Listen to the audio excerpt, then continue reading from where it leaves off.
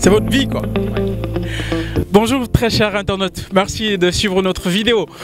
Alors, pour rappel, je suis toujours à Tambacounda. Aujourd'hui, vous savez, hein, dans mes aventures, j'aime bien tout ce qui touche à la nature, j'aime bien tout ce qui touche à l'agriculture.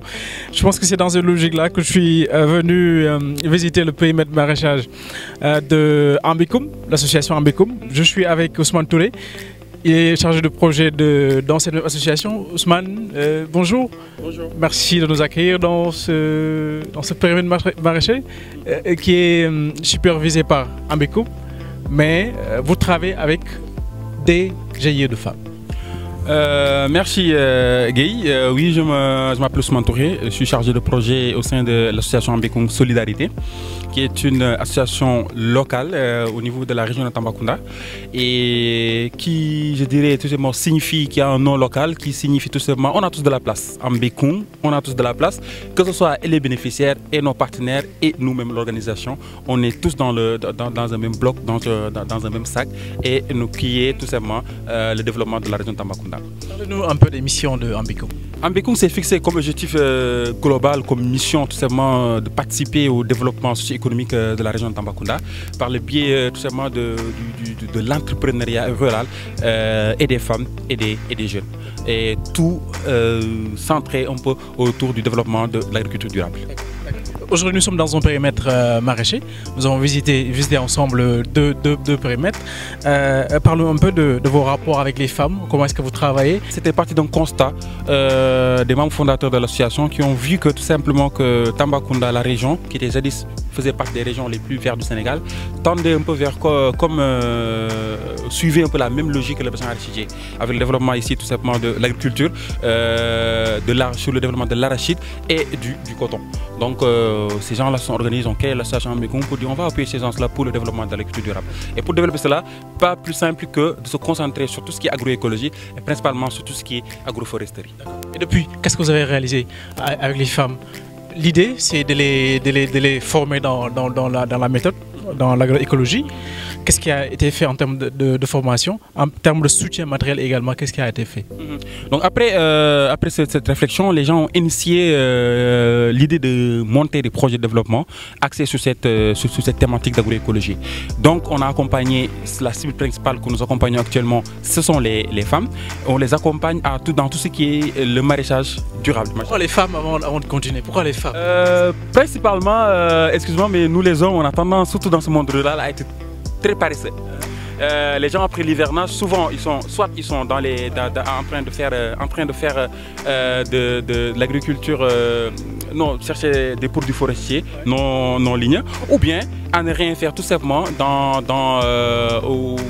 autour du bois villageois, en train de boire du thé. Donc c'était pas idéal pour nous de travailler avec ces hommes-là.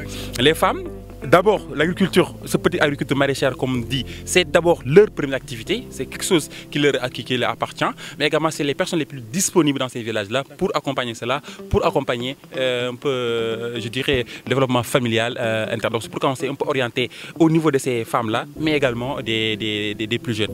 Et comment se passe la formation? N'empêche, il y a des hommes, voilà. Donc.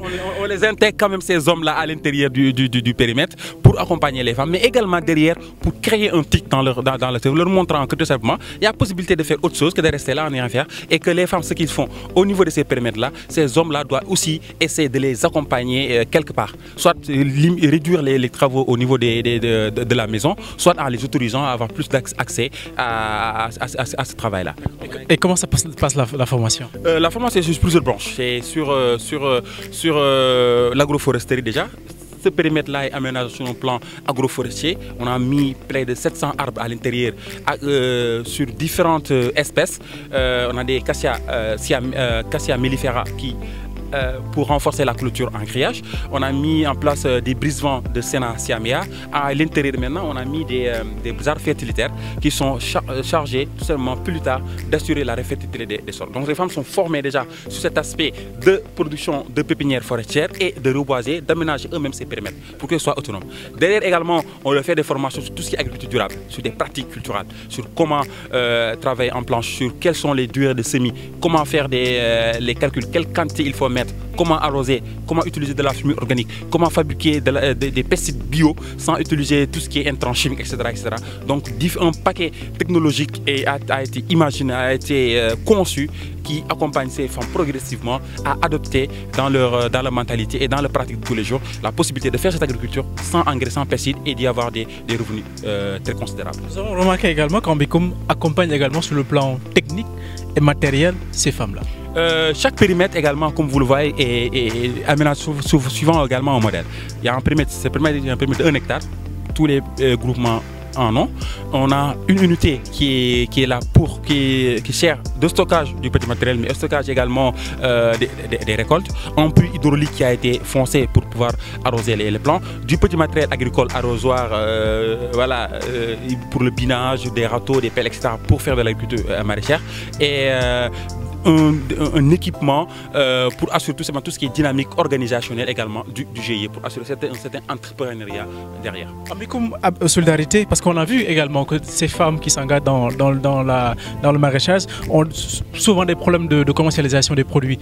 Est-ce qu'Ambicom est en train de faire quelque chose pour les accompagner dans ce sens également? Évidemment, ça a été un problème qu'on a ressenti lors de la première phase de ce projet-là, et automatiquement nous avons commencé à faire des démarches.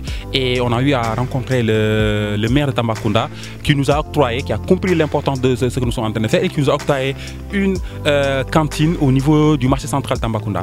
Et cette cantine a été complètement installée par Ambicom et on a pris tous les groupements qui faisaient partie de ce premier projet, on les a fédérés autour d'une coopérative agricole. Et cette coopérative était chargée tout simplement de gérer cette cantine au niveau du marché. L'idée c'était chaque groupement, dans chaque village, quand il y a les productions, qui peut tout simplement amener les produits au niveau de cette cantine et qu'il y a quelqu'un qui les reçoit et qui assure la vente. Et nous derrière également, on accompagne ces groupements à faire de la promotion de leur production, de l'agriculture biologique, des cultures maraîchères bio, du consommé local, auprès des autorités administratives et locales, mais également auprès de la communication en faisant des caravanes de sensibilisation et en amenant également les femmes à aller au niveau de la presse et parler de leurs activités pour que les gens puissent savoir vraiment ce qu'ils sont en train de faire. Une question technique, pourquoi les agriculteurs d'aujourd'hui, partout dans le Sénégal, partout dans le monde, doivent tourner le dos à l'agriculture intensive, à l'utilisation de pesticides, pour s'engager dans l'agriculture durable et saine? Et pourquoi? Quel est l'enjeu?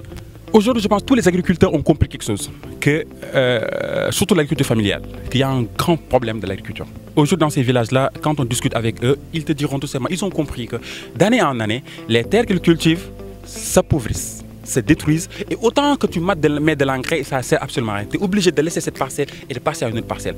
Donc les champs, ce qu'on appelait champs de gaz, maintenant c'est complètement abandonné, c'est devenu un désert autour des villages. Les gens ils partent jusqu'à 10 km autour des villages pour faire de l'agriculture.